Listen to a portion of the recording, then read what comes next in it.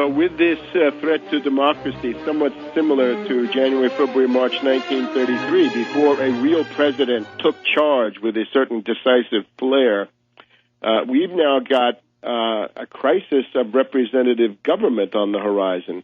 Part of this is the inevitable hangover due to Obama. As I warned in Obama the Postmodern Coup, published in March of 2008, and then repeated it in Barack H. Obama, the Unauthorized Biography, published 3 years ago this month of August. This was the Puma conference here at Dulles Airport.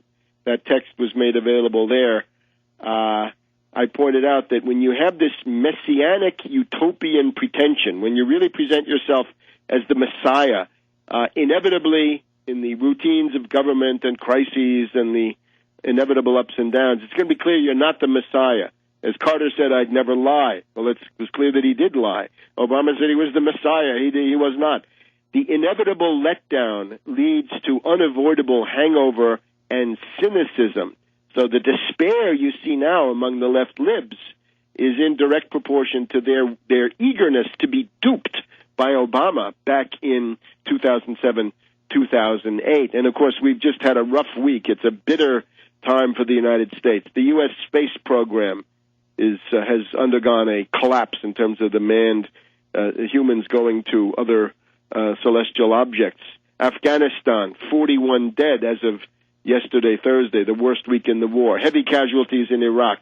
The S&P feels free to flaunt its contempt for the United States. The S&P, this cockroach, is able to insult the United States. The Chinese have an aircraft carrier. Saudi Arabia will soon have the tallest building in the world, and on, right? The plate of humiliation and resentment gets bigger and bigger. And, of course, this is going to lead to a lot of these, the angry white men are going to be out there, right? The Rick Santellis of the world, and we've seen him this week responding to this.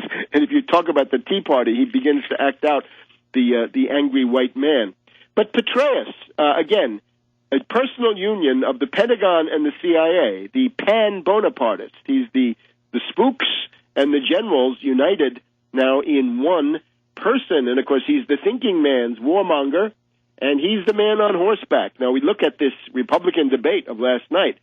Dwarves, nonentities, zeros, ideologues, but also just scoundrels, pathetic adventurers. Palin has not come forward. Bachmann with her wild-eyed cover on Newsweek. Romney, who says that corporations are people, and that seems to be a funny kind of religious statement. Pawlenty, the nonentity. Gingrich, credited with the best zingers, and so forth.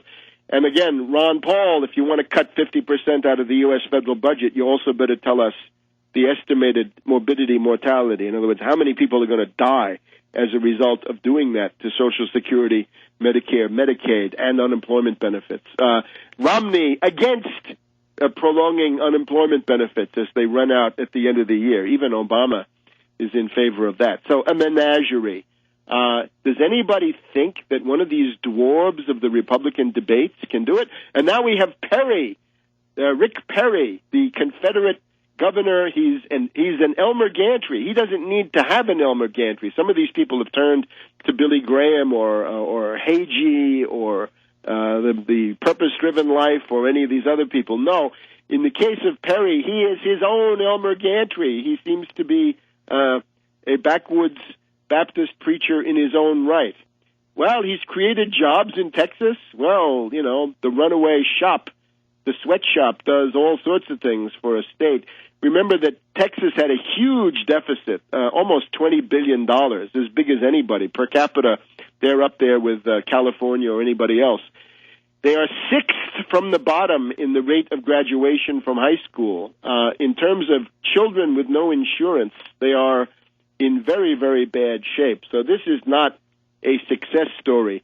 I think culturally and politically, this is a regional candidate, once again. This is not that much different from Haley Barbour or Phil Gramm of Texas. After Bush, I think that particular well, the Texas governor well, has been poisoned by Mad Dog Bush the Younger for at least a generation.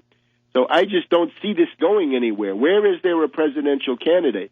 And remember, Petraeus is not going to slog through the snow of New Hampshire. He's not going to demean and humiliate himself ringing bells for rural characters in Iowa the way Carter inaugurated it back in 1975 and 1976. So the question now is, and we also see who's coming forward to support the Petraeus alternative. Well, we have the well-known Steve Petchnik, as a person who has worked at high levels of the U.S. federal government, involved in all kinds of operations over the past several decades, certainly involved somehow on the scene during the kidnapping of Aldo Moro, the former Italian prime minister.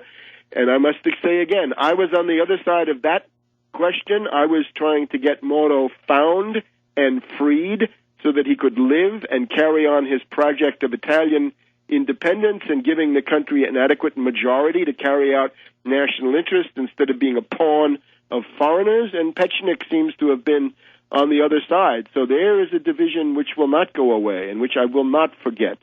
Petchnik's line is, the military is good, civilians are bad. Civilian government is bad, military government is good. We need a new Eisenhower. I warned you months ago that that would be the line.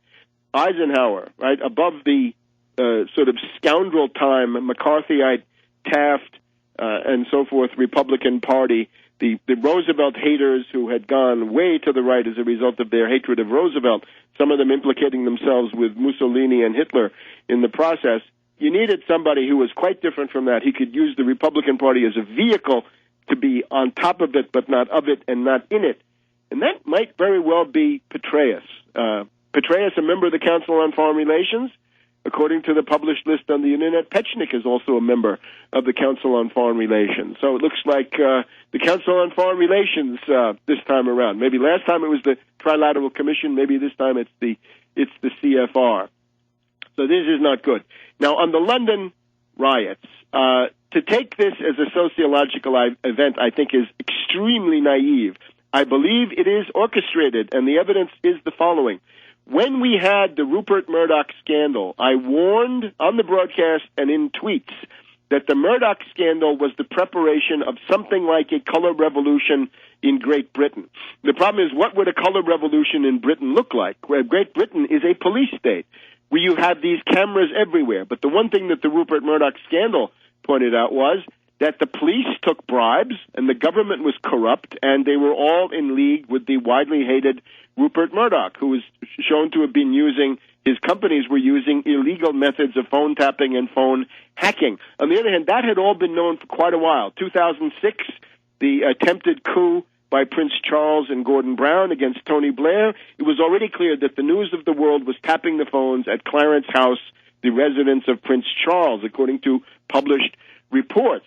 Where did the current Rupert Murdoch scandal come from? From an article in the New York Times Sunday magazine, I believe. So the entire scandal warmed over and dished up. To what purpose? To, I think, set the stage for something like this. Now, specifically, when this looting started, when the rioting and looting started, as soon as you have rioting in continental Europe, you got to figure it's Black Bloc. It's Black Bloc or some branch of it. And they seem to have been recruiting. And remember, there are recruiting operations going on in Her Majesty's prisons to recruit Islamic fundamentalists. That this then leads to Brixton Mosque and Finsbury Mosque. It's easy to do.